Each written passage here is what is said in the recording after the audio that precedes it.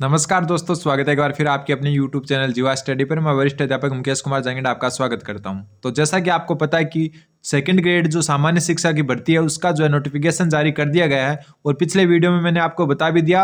और अब हम बात करेंगे इस वीडियो में, देखो अपने चर्चा के विषय बता देता हूं। सबसे पहला कि जो 40% का रूल है, खास करके साइंस मैथ वालों के दिमाग में ये होगा कि 40% का रूल किस हिसाब से कार्य करेगा, क्योंकि बहुत सारे बड़े बड़े चैनलों ने जो ये बोला था कि 40% का रूल हटा लिया गया है। तो उसको हम डिटेल से जानेंगे।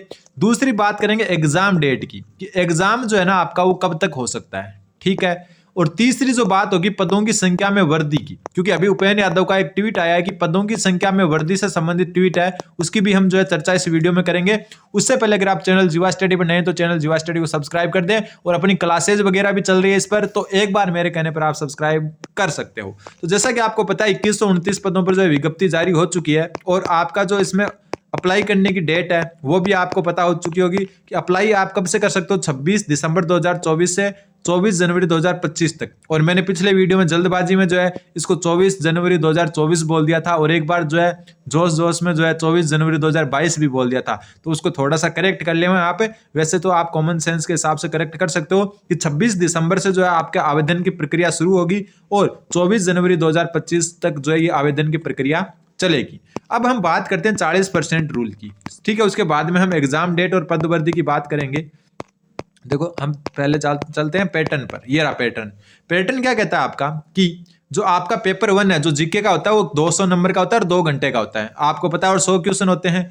लेकिन यहाँ पर जो है बहुत सारे बड़े बड़े चैनलों ने आज से लगभग 1 साल पहले जो है बहुत सारे वीडियो बनाए कि 40% का रूल हटा लिया गया है सेकंड ग्रेड में, और दोनों पेपर में मिलाकर 40% लाने।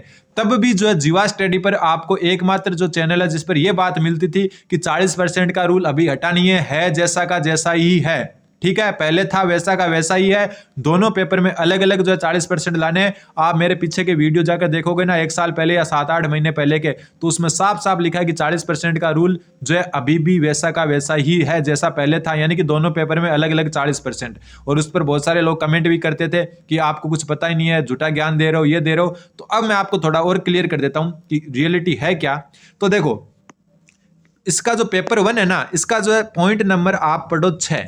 The minimum qualification marks shall be 40% provided that the percentage fixed as the above shall be relaxed by 5% for the candidate belonging to the scheduled caste and scheduled tribe. यानी SC और ST है ना, उनको 5% की छूट है, मतलब 35% है। बाकी सबके लिए जो है 40% पेपर 1 में लाना क्या है, अनिवार्य है, ठीक है।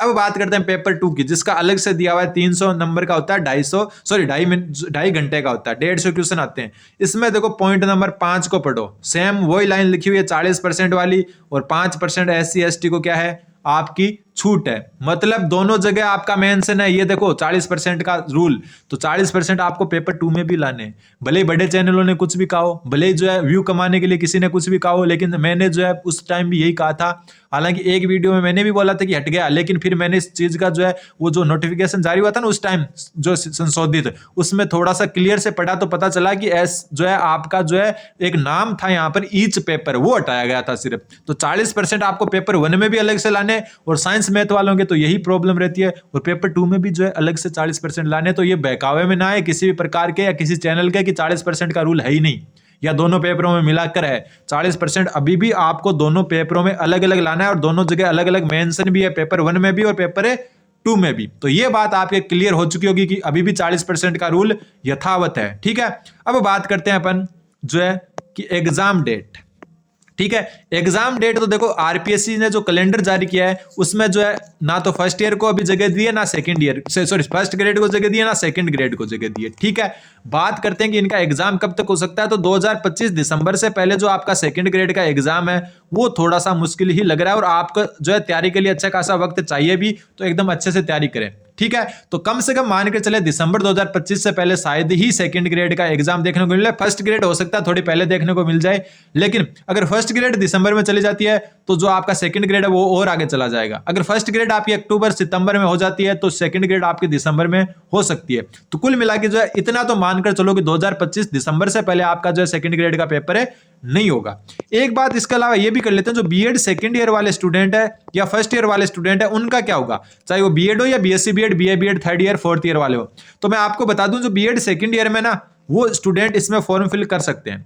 क्या है, वो स्टूडेंट इसमें फॉर्म फिल कर सकते हैं। जो भी स्टूडेंट जो बीएड सेकंड ईयर में वो फॉर्म फिल कर सकते हैं, लेकिन आप योग्य तभी माने जाओगे कि आपका जो सेकंड ग्रेड का एग्जाम होगा ना, किसका एग्जाम, सेकंड ग्रेड का एग्जाम, उस सेकंड ग्रेड के एग्जाम डेट मान लो कि आपका दिसंबर 2025 में, मान लो कि 24 दिसंबर को आपका पेपर होता है, ठीक है, 24 दिसंबर को मान लो, एक एग्जांपल बता रहा हूं, कोई सीरियस मत ले लेना कि 24 दिसंबर को ही होगा, ठीक है। मान लो कि आपका सेकंड ग्रेड का एग्जाम 24 दिसंबर को हो रहा है, तो वो एग्जाम डेट से पहले आपका बीएड का रिजल्ट आ जाना चाहिए, चाहे वो बीए बीएड हो, बीएससी बीएड हो या बीएड हो। मतलब आप सेकेंड ईयर वाले और integrated course BA BEd BSc BEd वाले फोर्थ ईयर वाले जो है इसमें फॉर्म फिल कर सकते हैं, लेकिन शर्त यह रहेगी कि जिस दिन आपका सेकंड ग्रेड का एग्जाम होगा उससे पहले आपका बीएड का रिजल्ट आ जाना चाहिए, ठीक है। अब बात करते हैं पदवर्दी की। किसकी बात करते हैं, पदवर्दी की। पदवर्दी की बात करें तो अभी जो डीपीसी जो हो रखी है ना सेकंड ग्रेड से फर्स्ट ग्रेड में, उसका अनुमोदन लगभग हो चुका है और जल्द ही उनकी काउंसलिंग होगी। तो सेकंड ग्रेड के पोस्ट जो है फिलहाल भी सबसे ज्यादा खाली है और खाली भी होगी, ठीक है। तो सेकंड ग्रेड के पद बनने के चांस भी हैं। और अभी जो उपेन यादव का एक ट्वीट आया, वो भी मैं क्लियर कर देता हूं। उपेन यादव के ट्वीट में लिखा हुआ है कि जो है इसमें जो है फर्स्ट ग्रेड और सेकंड ग्रेड इन दोनों में जो है पद वर्दी के लिए, मतलब पदों को बढ़ाने के लिए जो है वित्तीय स्वीकृति के लिए फाइल भेजी हुई है। किसके लिए, वित्तीय स्वीकृति के लिए जो है फाइलें भेजी हुई है। तो पद बढ़ भी सकते हैं और थोड़ा सा वेट भी करना पड़ सकता है आपको, लेकिन जो है एक अच्छी खासी वैकेंसी। अगर आप सेकंड ग्रेड संस्कृत डिपार्टमेंट जिसका पेपर इसी महीने के लास्ट में है, अगर उसकी तैयारी कर रहे हो तो उसको जस्ट जो है ना, जैसे ही वो पूरा हो जाए, मतलब एग्जाम हो जाए, उसके बाद जो है उससे डायरेक्ट आप सेकंड ग्रेड पर शिफ्ट हो जाना, क्योंकि सेम सिलेबस है, ठीक है। और संस्कृत डिपार्टमेंट वाला पेपर जरूर देने जाएं। ये मत सोचें कि संस्कृत डिपार्टमेंट से क्या लेना देना, ये तैयारी करते हैं, लेकिन वो आपकी अच्छी खासी प्रैक्टिस होगी। तो कुल मिला के वापस क्लियर कर देता हूं कि 40% का रूल आपको जो है पेपर 1 और पेपर 2 दोनों में अलग अलग लाने। 40% ये रखो 40%, और यहाँ पर भी 40% पेपर 2 में भी लिखा हुआ है। तो इस बहकावे में या इस जो है आप गलतफहमी में बिल्कुल ना रहे कि आपको 40% दोनों पेपरों में मिलाकर लाने हैं, ठीक है। पदों की वर्दी भी हो सकती है। एग्जाम मैंने आपको बता दिया, बीएड सेकंड ईयर वालों के लिए बता दिया कि बीएड सेकंड ईयर वाले क्या कर सकते हैं, जो है सिर्फ आपको फॉर्म फिल करना है, लेकिन आप योग्य तभी माने जाओगे जब आप जो है सेकंड ग्रेड जो है ना, सेकंड ग्रेड का जब एग्जाम होगा उस दिन से पहले आपका बीएड का रिजल्ट आ जाना चाहिए, ठीक है। बाकी आप जो है विस्तृत विज्ञप्ति को जो है ध्यान से देख लें। आपका जो है 26 दिसंबर से जो है इसकी जो आपकी जो एग्जाम फॉर्म है वो स्टार्ट हो जाएंगे, और जो है 24 जनवरी 2025 जो है इसके लास्ट है, ठीक है। 26 दिसंबर से 24 जनवरी।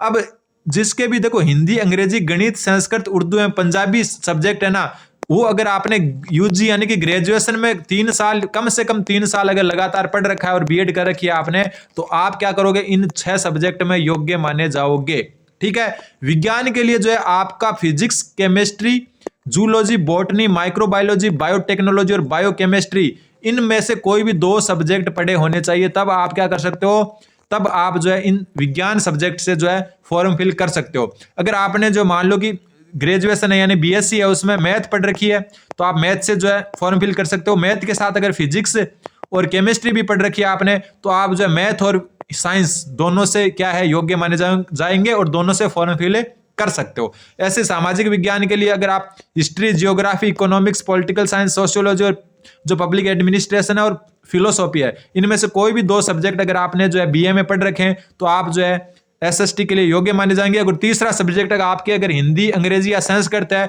तो आप एसएसटी के साथ हिंदी, अंग्रेजी और जो है उर्दू, यानी कि दोनों से, सॉरी, हिंदी, अंग्रेजी और संस्कृत तीनों जो है दोनों से फॉर्म फिल कर सकते हो कि हिंदी, अंग्रेजी, संस्कृत, या फिर आपके जो है इन 2 में से कोई एक सब्जेक्ट, दोनों इन सब में से कोई 2 सब्जेक्ट है, तो आप 2 फॉर्म फिल कर सकते हो अलग अलग, और अलग अलग एग्जाम होगा, दोनों में योग्य भी माने जाओगे आप, ठीक है। मैथ वाला साइंस से भर सकता है अगर उसने फिजिक्स केमिस्ट्री पढ़ रखी है तो, ठीक है। तो ये एक नॉर्मल सी बात थी, मैंने आपको बता दी। बाकी 40% वाला रूल यथावत है। पदों में वर्दी संभव भी है और नहीं भी, लेकिन हम मान कर चलते हैं कि उपेन यादव ने ट्वीट किया कि पद वर्दी हो सकती है, तो उम्मीद करते हैं कि पद वर्दी हो जाएगी। बाकी आप कमेंट जरूर करें, चैनल को सब्सक्राइब जरूर करें। मैं खुद सेकंड ग्रेड टीचर हूं फिलहाल, तो आप जरूर सब्सक्राइब करें। धन्यवाद।